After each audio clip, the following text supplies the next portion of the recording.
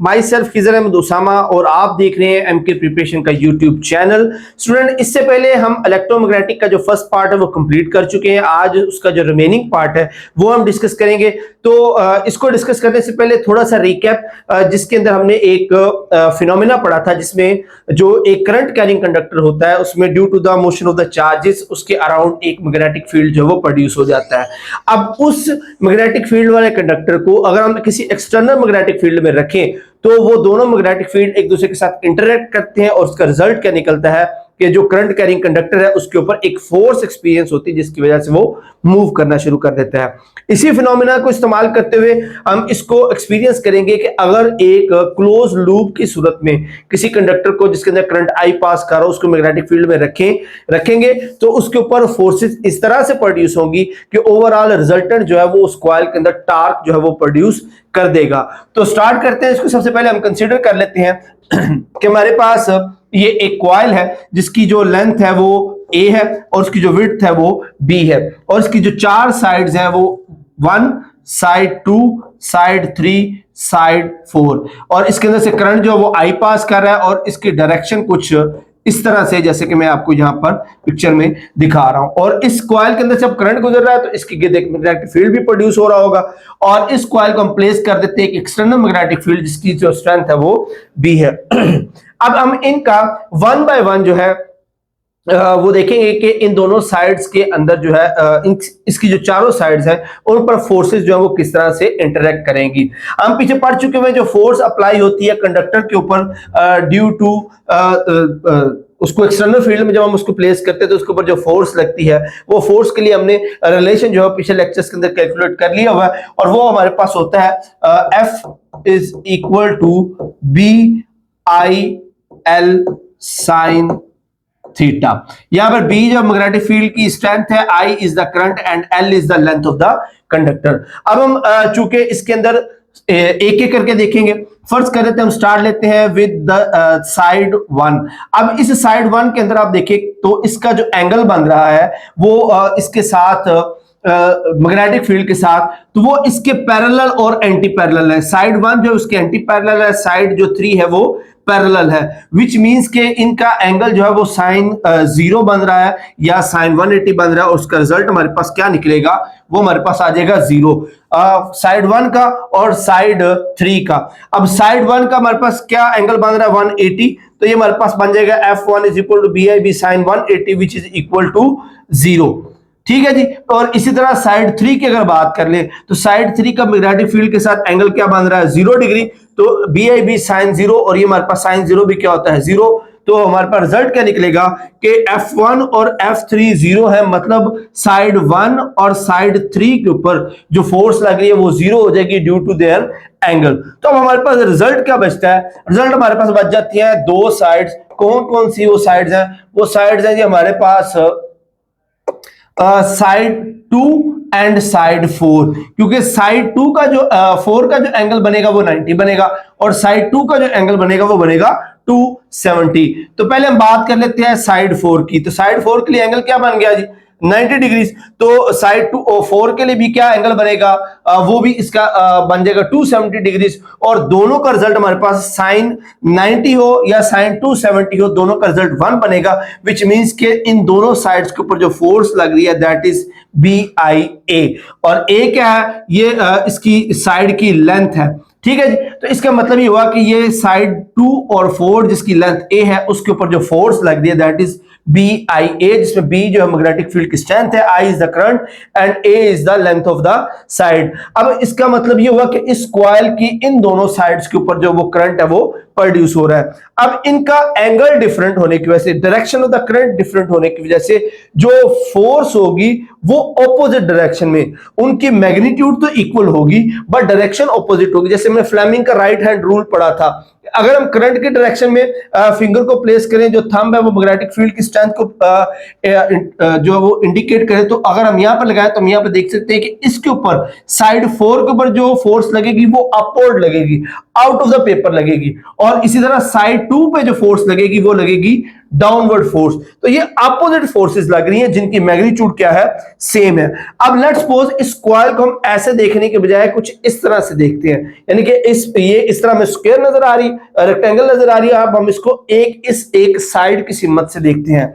अब हम इस साइड से अगर इसको देखें तो, और इसको फर्ज करें हम हैंग कर देते हैं किसी पिवट पॉइंट के साथ, तो अब होगा क्या, एक साइड जो 4 है उस पे फोर्स लग रही है इनटू द पेपर, और साइड 2 जो है उस पे फोर्स लग रही है out of the paper. Opposite forces है, कपल प्रोड्यूस होगा, और एज अ रिजल्ट जो हमारी कॉइल है वो क्या हो जाएगी, रोटेट करना शुरू कर देगी। अब अगर रोटेट कर रही है तो इसका मतलब ये कि इसके अंदर टार्क प्रोड्यूस हो गया, और वो टार्क किसके इक्वल होगा, हमें पता है जो टॉ इक्वल होता है वो होता है जी एफ, और उसके साथ उसका मूवमेंट आर्म आर होता है, यानी कि force multiply by movement arm. Force तो यहां पर इस साइड पर आ गई F2, इस साइड पर फोर्स आ गई F4, फोर्सेस आ गई F2 F4, और मूवमेंट आर्म क्या है, अब ये पूरी साइड इक्वल थी B के, तो ये इसका आ गया पॉइंट ऑफ रोटेशन, और यहां पर लग रही है फोर्स। पॉइंट ऑफ रोटेशन से फोर्स तक का जो डिस्टेंस है वो क्या बनेगा, B/2 इस तरफ और B/2 इस तरफ। तो यहां पर फोर्स हमारी आ गई F2, और उसका मोमेंट आर्म हमारे पास क्या आ जाएगा, B/2, और दूसरी साइड पे जो हमारे पास टार्क बन रहा है दैट इज F4, और उसका मोमेंट आर्म क्या आ जाएगा, B/2। तो जो टोटल टार्क इस कॉइल का आ जाएगा वो इन दोनों को जमा करने से आ जाएगा। अब यहां से F1 और F2 और F4 की जो वैल्यूज है ये वो फोर्सेज है जो अप्लाई हो रही है due to the external field, और इसकी वैल्यूज जो हम निकाल चुके हैं दैट इज IBA। तो इसको हम कैलकुलेट करेंगे तो हमारे पास जो टोटल टार्क आ जाएगा दैट इज 2 और यहां से 2 जो वो कैंसिल हो जाएगा, टॉर्क हमारे पास आ गया IBAB। अब A क्या है, length of the this coil, and B क्या है, विड्थ ऑफ दिस कॉइल। तो AB लेंथ इनटू विड्थ क्या हो जाएगा हमारे पास, एरिया। तो इसकी जगह हम A प्लेस करेंगे तो टोटल टार्क जिस कॉइल के ऊपर लग रहा है that is tau is equal to IBA। तो ये वो टार्क है जो इस कॉइल में प्रोड्यूस होगा जिसकी वजह से ये कॉइल जो है वो रोटेट करेगी। सेम प्रिंसिपल इस्तेमाल होता है जो हमारे पास इलेक्ट्रिक मोटर्स होती हैं, उसके अंदर भी हम सेंटर में इसी तरह कॉइल होती है और करंट हम उस कॉइल को प्रोड्यूस करते हैं, और उसके बाहर जो वो मैग्नेटिक फील्ड लगा होता है, एक मैग्नेट लगा होता है, और वो मैग्नेट और इस वायर का मैग्नेट मिलकर उसको रोटेट करने पे मजबूर करते हैं, जिसकी वजह से रोटेशनल मोशन जो वो प्रोड्यूस होती है, और इस तरह इलेक्ट्रिकल एनर्जी जो है मैकेनिकल एनर्जी में कन्वर्ट हो जाती है। और उस टॉर्क की जो वैल्यू वो हम निकाल सकते हैं बाय दिस IBA। यहां पर I जो है वो करंट की वैल्यू है, B जो है वो एक्सटर्नल मैग्नेटिक फील्ड जो आपने अप्लाई किया है, और जो A है ये एरिया है उस कॉइल का जिसको हमने प्लेस किया हुआ है। अब ये तो हमने निकाला था अगर एंगल जो है कॉइल का एक्सटर्नल मैग्नेटिक फील्ड के साथ 90 या 270 बन रहा हो। अगर एंगल इसके अलावा है, ग्रेटर देन 90 है या लेस देन 90 है, तो उसके लिए हम फॉर्मूले के अंदर जो हमने यहाँ पे 1 किया था साइन 90 की वजह से, तो यहां पर वो आ जाएगा साइन थीटा। तो जो भी एंगल बन रहा होगा साइन थीटा का, उस एंगल को हम यहाँ पे पुट करके दोनों साइड का जो टॉर्क है वो मालूम कर सकते हैं। ये थीटा एंगल हमें बताएगा एंगल जो है उस कॉइल का बन रहा है with respect to the external magnetic field. उसकी वैल्यू पुट करके हम जो टोटल टार्क उस कॉइल पर लग रहा होगा वो निकाल सकते हैं। अच्छा, इसी फार्मूला का इस्तेमाल करते हुए आगे हमारे पास एग्जांपल है, सिंपल एंगल्स दिए हुए हैं, उससे वैल्यूज पुट करके आपने उसको सिर्फ कैलकुलेट करना है। अच्छा जी, आगे इसी कॉन्सेप्ट को इस्तेमाल करते हुए कि जो कॉइल है उसको मैग्नेटिक फील्ड में अगर हम रखें, उसमें से करंट प्रोड्यूस करें तो उसके अंदर टार्क प्रोड्यूस होता है।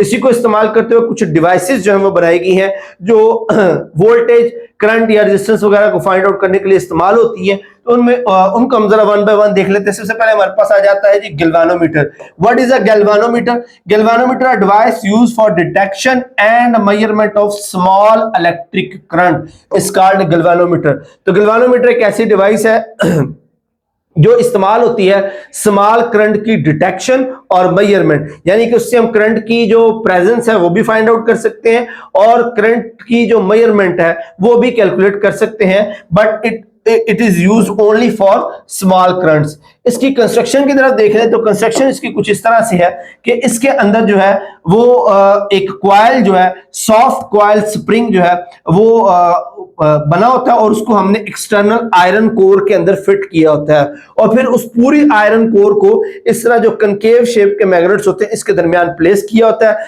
आयरन कोर हम इसलिए लगाते हैं ताकि जो मैग्नेटिक फील्ड है वो उसको सपोर्ट करके उसको स्ट्रॉन्ग कर सके, और इसी तरह जो कनकेव मैग्नेट फील्ड्स है वो भी उसको फोकस करते हैं मैग्नेटिक फील्ड को, उस कॉइल के ऊपर, ताकि मैक्सिमम जो फोर्स है वो उस कॉइल के अंदर जनरेट की जा सके। इसके साथ साथ इस कॉइल के साथ एक स्प्रिंग भी लगा होता है। वो स्प्रिंग क्या करता है कि जब वो कॉइल रोटेट करके किसी डायरेक्शन में जाती है तो स्प्रिंग वापस रिस्टोरिंग फोर्स उसमें प्रोड्यूस करके उस नीडल को वापस लेके आता है। कॉइल के सामने नीडल लगी होती है जो डिफ्लेक्ट करती है with the movement of the coil, और साथ में उसके एक स्केल ऊपर लगा होता है। ये स्केल जो इसके ऊपर कैलिब्रेशन हुई होती है फॉर द मेजरमेंट्स।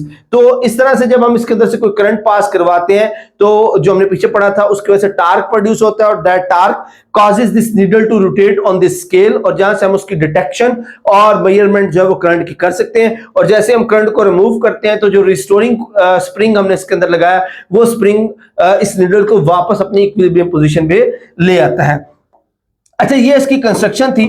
अब चूंकि मैंने बात की है कि इसके ऊपर जो कॉइल के ऊपर फोर्स लग रही होती है, नेट टॉर्क जो उसके ऊपर बन रहा होता है वो किसके इक्वल होता है? एक तो वो टार्क जो प्रोड्यूस हो रहा है ड्यू टू द करंट, जो उसके अंदर करंट जो प्रोड्यूस हो रहा है उसकी वजह से जो टार्क जनरेट हो रहा है, और उसके अंदर साथ में टार्क प्रोड्यूस हो रहा है ड्यू टू द स्प्रिंग जो एज ए रीस्टोरिंग फोर्स काम करते हुए उसको वापस लेके आता है। मतलब जब एक निडल मूव करती है तो स्प्रिंग उसको खींच रहा है ना वापसी के लिए, तो ओवरऑल वो उसके अगेंस्ट काम कर रहा है जो टार्क इसको आगे की तरफ लेके जा रहा है। दैट इज वाई इसको माइनस साइन में हमें यहां पर लिखा हुआ है। और इस तरह से जो टोटल टार्क के अंदर से हम उसको माइनस रिस्टोरिंग वाले को माइनस कर दे तो हमारा नेट टार्क आ जाएगा। अब जब पॉइंटर जो है वो इक्विलिब्रियम की हालत में होता है तो उसका नेट टार्क जो है वो जीरो होगा, टोटल टार्क जीरो होगा, क्योंकि इक्विलिब्रियम पोजीशन पे है। जो रिस्टोरिंग स्प्रिंग है वो भी रेस्ट की हालत में, और चूंकि कोई करंट नहीं गुजरा तो उसके ऊपर उसकी वजह से भी कोई टार्क नहीं है, तो वो रेस्ट की हालत में जब होगा तो टोटल टार्क उसके ऊपर क्या होगा? वो जीरो होगा। अच्छा जी, उसके बाद जब करंट अप्लाई किया जाता है तो मैग्नेटिक फील्ड बी जो है वो सेटअप हो जाता है, कॉइल जो है वो मूव करती है, और उस वक्त जो उसके अंदर टार्क प्रोड्यूस होगा जैसे हम निकाल चुके हुए वो आई ए बी साइन थीटा होता है, और एन जो है वो number of turns of coil है कि जो कॉइल जिसके जरिए निडल मूव हो रही है उसकी जो टर्न्स है उसको हम एन से डिनोट करते हैं। आई जो करंट है, ए जो है वो इसका एरिया है उस कॉइल का, बी जो है वो मैग्नेटिक फील्ड की स्ट्रेंथ है जो एक्सटर्नल मैग्नेटिक फील्ड उसको अप्लाई किया, और जो थीटा है ये एंगल पाया जाता है between coil and the magnetic field. और ये मैक्सिमम होगा अगर थीटा हमारे पास 90 हो, क्योंकि साइन 91 होता है, तो हमारे पास जो मैक्सिमम टार्क प्रोड्यूस हो सकता है that is N I A B. और इसमें जो रिस्टोरिंग टार्क प्रोड्यूस होगा वो होगा इक्वल सी फाई के। ये हमने बात की है जो टोटल टार्क उसमें प्रोड्यूस होगा। अब रिस्टोरिंग कॉइल जो लगी हुई है, जब नीडल आगे जाएगी वो उसको वापस की तरफ तो लेके आएगी ना, तो रिस्टोरिंग कॉइल भी असल में उसको उसके अंदर अपोजिट डायरेक्शन में टार्क प्रोड्यूस कर रही है, और वो टार्क इक्वल होता है सी फाई के, जहां पर जो सी है वो स्प्रिंग कांस्टेंट है जो मटेरियल लगा हुआ है रिस्टोरिंग कॉइल का उसके बारे में इंफॉर्मेशन देता है, और जो फाई है ये वो एंगुलर डिस्प्लेसमेंट है जो निडल वापस अपनी इक्विलिब्रियम पोजीशन पर आते हुए कवर करती है। अब इस वैल्यू को अगर हम पुट कर दें तो ओवरऑल हमारे पास रिलेशन कुछ इस तरह से आ जाएगा। अगेन मैं बता दूं कि जब टोटल टार्क जो है वो लग रहा है उसमें से अगर हम स्प्रिंग वाला माइनस कर दें, क्योंकि स्प्रिंग वाला ऑपोजिट डायरेक्शन में है ना, तो टोटल टार्क में से स्प्रिंग वाला माइनस करें तो हमारे पास नेट रिजल्ट आता है, और नेट रिजल्ट जीरो होगा जब उस पर कोई करंट जो फ्लो नहीं कर रहा। तो एट दैट मोमेंट हम इसको लिख सकते हैं NIB माइनस सी फाई, और यहां से NIB सी फाई आएगा, और यहां से I is equal to C phi NAB है। और इसका मतलब ये हुआ कि यहां पर C कांस्टेंट है, NAB ये भी कांस्टेंट है, तो मतलब जो करंट है वो डायरेक्ट प्रोपोर्शनल है उस एंगुलर डिस्प्लेसमेंट के। मतलब ये हुआ कि जितना करंट प्रोड्यूस होगा उतनी नीडल मूव करेगी। करंट कम प्रोड्यूस होगा तो ये एंगुलर डिस्प्लेसमेंट कम होगा, विच मीन के नीडल की जो मूवमेंट है वो भी कम होगी। करंट ज्यादा होगा, एंगुलर डिस्प्लेसमेंट भी ज्यादा होगा, विच मीन्स के नीडल जो है वो डेविएट भी ज्यादा करेगी। तो इस तरह से हम जो वर्किंग है वो डिपेंड करती है उसकी डिफ्लेक्शन पर, जो उसका एंगुलर डिस्प्लेसमेंट नीडल कवर करती है, और इस तरह हम जो करंट की प्रेजेंस और करंट की जो मेजरमेंट है वो कैलकुलेट करते हैं, और इसी फाई को मद्देनजर रखते हुए ऊपर स्केल बनाकर उसको कैलिब्रेट किया जाता है कि कितने एंगुलर डिस्प्लेसमेंट को हम जो इंडिकेट करेंगे कितने करंट के साथ। तो इस तरह जो नीडल की मूवमेंट है स्केल के ऊपर वो मेजरमेंट प्रोवाइड करती है कि कितना जो करंट उसके अंदर से गुजर रहा है। अच्छा जी, उसके बाद अब हम ये एक बेसिक डिवाइस है गिल्वानोमीटर। अब हम इसको कन्वर्ट कर सकते हैं for the purpose of measuring the potential difference and the resistance. उसके लिए हम क्या करते हैं, हम गिल्वानोमीटर को कन्वर्ट करते हैं किसके अंदर, एमीटर के अंदर। एमीटर क्या चीज होती है जी, an ammeter is a measuring instrument used to measure electric current in the circuit. कि एमीटर जो है सर्किट के अंदर जो इलेक्ट्रिक करंट होता है उसको मेजर करने के लिए इस्तेमाल होता है कि सर्किट में से कितना जो इलेक्ट्रिक करंट है वो फ्लो कर रहा है। इसके लिए हम क्या करते हैं, इसके लिए हम गिल्वानोमीटर के साथ, ये हमारे पास गिल्वानोमीटर है, उसके साथ हम एक रेजिस्टेंस जो है, ये एक रेजिस्टेंस उसके साथ पैरेलल में लगा देते हैं और इस रेजिस्टेंस को कहते हैं शंट रेजिस्टेंस। Shunt resistance. अब चूंकि गैल्वानोमीटर जो है वो स्मॉल करंट्स की मेजरमेंट के लिए इस्तेमाल हुआ है, बट जब हम इसको हाई वोल्टेजेस अप्लाई करेंगे तो ज्यादातर जो वोल्टेजेस है वो शंट रेजिस्टेंस में से गुजर जाएंगे, और चूंकि पैरेलल लगी हुई है तो करंट जो वो डिवाइड होगा, ज्यादातर करंट जो है वो इसमें से गुजर जाएगा शंट रेजिस्टेंस में से, और जो बाकी थोड़ा सा जो करंट है वो पास करेगा गैल्वानोमीटर में से। तो जो टोटल करंट आई है वो दो हिस्सों में डिवाइड हो जाएगा, एक आई एस जो मैक्सिमम वैल्यू शंट रेजिस्टेंस में से पास कर जाएगी, और एक होगा आई जी, ये वो स्मॉल करंट होगा जो गैल्वानोमीटर में से पास करेगा। तो by applying this shunt resistance ये गैल्वानोमीटर जो है ये कन्वर्ट हो जाएगा इनटू एन एमीटर, और ये जो है वो मेजरमेंट कर सकेगा इलेक्ट्रिक करंट को। अच्छा जी, अब इसके लिए होगा क्या कि जो पोटेंशियल, अब चूंकि ये पैरेलल लगा हुआ है, ये जो रेजिस्टेंस है पैरेलल लगी हुई है with respect to the galvanometer, तो इस सूरत हाल में जो वोल्टेजेस हैं across the shunt and across the galvanometer will be equal, क्योंकि पैरेलल लगे हुए, पैरेलल में जो वोल्टेज है वो डिवाइड होते हैं, करंट डिवाइड होता है। तो पैरेलल लगाने की वजह से जो वोल्टेजेस हैं वो दोनों पे सेम होंगे, V S is equal to V G, और यहां से हमारे पास जो रेजिस्टेंस है उसकी गैल्वानोमीटर की वो आर जी है, और जो तो इसकी आर जी, और इसके बाद जो ओहम लॉ है उसके मुताबिक जो वीजी है, potential difference across the galvanometer will equal to I G R G. तो मतलब ये हुआ कि गैल्वानोमीटर के अक्रॉस जो पोटेंशियल ड्रॉप है वो इक्वल होगा आई जी आर जी के equal. Similarly for the shunt resistance जो उसके क्रॉस वोल्टेज ड्रॉप होगा उसको हम लिख सकते हैं by V S is equal to I S R S. यहां पर आई एस वो करंट है जो शंट में पास कर रहा है, और आर एस वो रेजिस्टेंस है जो शंट ऑफर कर रही है। तो ओवरऑल जो शंट का करंट होगा वो हम कैसे निकाल सकते हैं कि टोटल करंट में से गैल्वानोमीटर का माइनस कर दें तो हमारे पास शंट का करंट आ जाएगा। तो देयरफॉर जो इसके वोल्टेजेस हैं वी एस, उसमें हम आई एस की जगह पर ये रिलेशन लिख देंगे आई माइनस जी, तो हमारे पास वी एस क्या बन जाएगा आई माइनस आई जी आर एस। और चूंकि पीछे मैंने आपको बताया कि वोल्टेजेस चूंकि दोनों तरफ बराबर होते हैं वी एस और वी जी की, तो वी एस की ये वैल्यू और वी जी की जो पहले वैल्यू है वो हम इसके अंदर पुट करेंगे, हमारे पास आ जाएगा आई माइनस आई जी आर एस और आई जी आर जी। थोड़ा सा इसको रीअरेंज करेंगे तो हमारे पास उस शंट रेजिस्टेंस की वैल्यू आ जाएगी, that is R S is equal to this, और ये हमें प्रोवाइड करेगी कि कितनी रेजिस्टेंस जो है वो हमने पैरेलल टू गैल्वानोमीटर लगानी है जो उस गैल्वानोमीटर को कन्वर्ट कर देगा एमीटर में। अच्छा, याद रखने की बात यह कि जब आप एमीटर को इंस्टॉल करेंगे सर्किट के अंदर, उसको आप हमेशा सीरीज के अंदर लगाएंगे, क्योंकि आप इसके जरिए करंट को फाइंड आउट करना चाह रहे हैं, तो इसलिए इसको सीरीज में लगाएंगे, तो फिर आप इसके अंदर जो करंट है उसको कैलकुलेट कर सकेंगे। अब हम ये हमने गैल्वानोमीटर को कन्वर्ट किया था किसमें, एमीटर में, फॉर द करंट मेजरमेंट। अब हम गैल्वानोमीटर को कन्वर्ट करेंगे वोल्टमीटर में for the potential drop measurement. उसके लिए हम क्या करते हैं, हम एक हाई रेजिस्टेंस जो है वो गैल्वानोमीटर के साथ सीरीज में अटैच कर देते हैं। हाई रेजिस्टेंस अटैच करते हैं। अब इस केस में होगा क्या कि वोल्टेज जो है वो डिवाइड होंगे, करंट जो है वो सेम रहेगा, वोल्टेजेस जो है वो ड्रॉप हो जाएंगे, करंट सेम रहेगा, जिसकी वजह से हम जो करंट है उसकी मेजरमेंट कर सकते हैं। इसके साथ सिर्फ एक हमने सीरीज में जो हाई रेजिस्टेंस है वो अप्लाई कर दी, जिसकी रेजिस्टेंस को हम आर एच कहते हैं। अब इस केस के अंदर जो टोटल वोल्टेज ड्रॉप होगा पूरे सर्किट का वो किसके इक्वल होगा, voltage across the galvanometer plus voltage across the high resistance, तो टोटल वोल्टेज इससे बन जाएगा।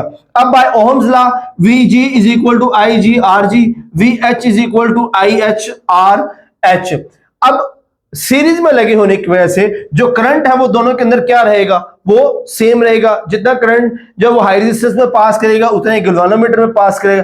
दैट इज वाई यहां पर आई एच की जगह पे हम आई जी जो प्लेस कर सकते हैं, और इसके बाद अब हम इन दोनों को इक्वल पुट कर दे, इसके अंदर पुट कर देंगे, VH की वैल्यू को भी इसके अंदर पुट कर देंगे, VG की वैल्यू को भी इसके अंदर पुट कर देंगे। हमारे पास रिजल्टेंट क्या आ जाएगा, that is V is equal to IGRG plus IGH, और इसको थोड़ा सा रीअरेंज करेंगे तो हमारे पास ये वैल्यू आ जाएगी उस हाई रेजिस्टेंस की जो हम लगाकर एक गैल्वानोमीटर को कन्वर्ट कर सकते हैं इनटू अ वोल्ट मीटर। तो इस तरह से एक हाई रेजिस्टेंस को लगाकर आप गैल्वानोमीटर को वोल्ट मीटर के साथ for the measurement of the potential difference convert कर सकते हैं। और यहां पर सिर्फ ख्याल आप ये रखेंगे कि वोल्ट मीटर को आप पैरेलल जो है सर्किट में अटैच करेंगे, क्योंकि आप करंट जो है उसको कैलकुलेट करना चाहते हैं तो इसको आप हमेशा सर्किट में पैरेलल अप्लाई करेंगे।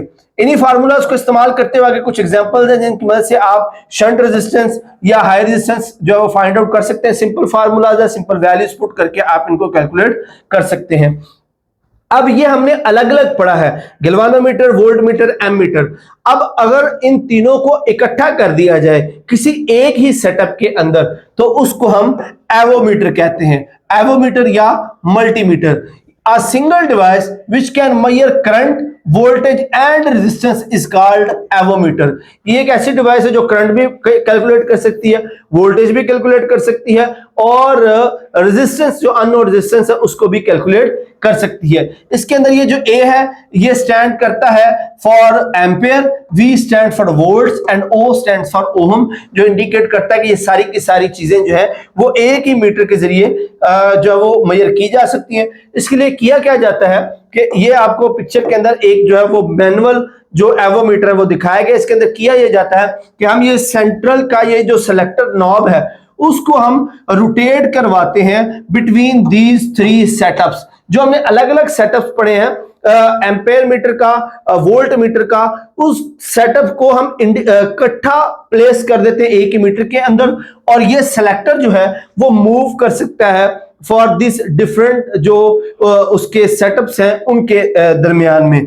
तो अंदर जो है गैल्वानोमीटर के अंदर, जैसे अगर हम वोल्टेज मेजरमेंट के लिए जा रहे हैं तो इसके अंदर क्या लगा होगा, गैल्वानोमीटर के साथ हाई रेजिस्टेंस लगी हुई है। करंट मेजरमेंट के लिए गैल्वानोमीटर के साथ शंट रेजिस्टेंस लगी हुई है और इस तरह जो रेजिस्टेंस है सर्किट की वो फाइंड आउट करने के लिए। तो इंटरनल स्ट्रक्चर में वैसा ही कुछ होगा।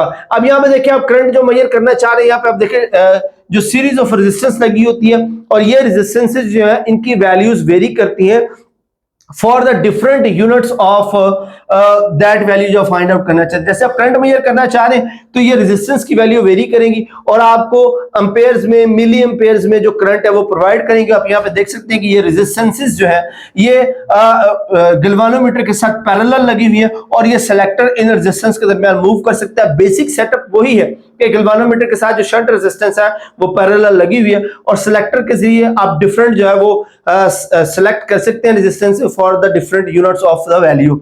Same is the case for the voltage measurement. Again यहाँ पे जो वोल्टेज है वो इन द सीरीज है विद द गैल्वानोमीटर और सिलेक्टर के जरिए आप रेंज ऑफ जो रेजिस्टेंसेस है उस पर जा सकते हैं जो आपको वोल्टेज के डिफरेंट यूनिट्स में मेजरमेंट के लिए ऑप्शंस देते हैं, जिनको आप इन सिलेक्टर और गैल्वानोमीटर के अक्रॉस ले सकते हैं।